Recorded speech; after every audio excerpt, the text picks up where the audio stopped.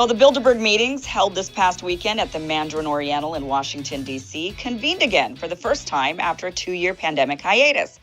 About 120 of the West's most powerful people, including heads of NATO, CIA, and NSA, prime ministers of nations, big tech executives, and vaccine makers, gathered together to discuss the world's problems, mostly focusing on war and foreign policy. You've probably never heard of these meetings. Most people haven't, and that's no surprise. The meetings are conducted in secret without any press. In fact, the organizers are proud of the secrecy. On their website, they state, the meetings are held under the Chatham House rule, which states that participants are free to use the information received, but neither the identity nor the affiliation of the speakers nor of any other participant may be revealed. Thanks to the private nature of the meeting, the participants take part as individuals rather than in any official capacity, and hence are not bound by the conventions of their office or by pre-agreed positions.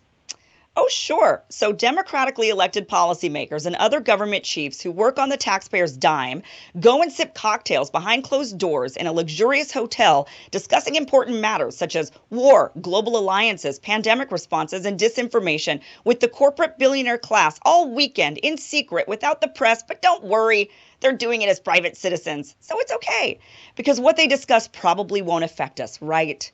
They actually completely blocked off the Mandarin Oriental for these meetings. Here's independent journalist Josh Friedman reporting from the location. Now, the Bilderberg meetings actually have their own website where they do give us some insight into what it is they talk about and who attends.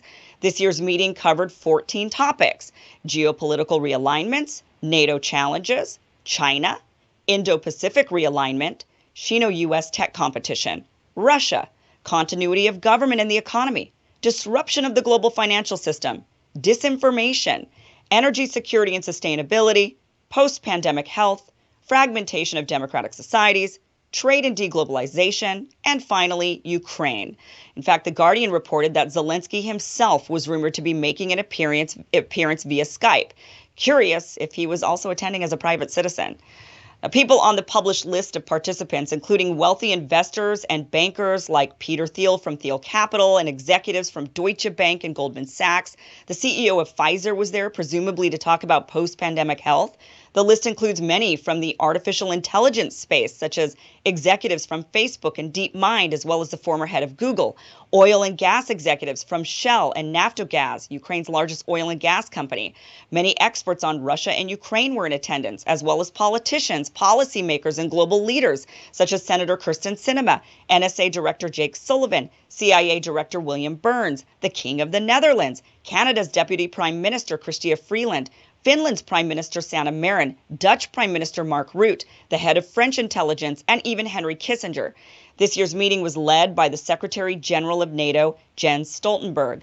But again, they insist there is nothing of public importance going on at this meeting. It's just private citizens getting together in a blockaded hotel, chit-chatting about global matters like war and pandemics, nothing of consequence that we should be concerned about. So there's no need for any reporting or transcripts.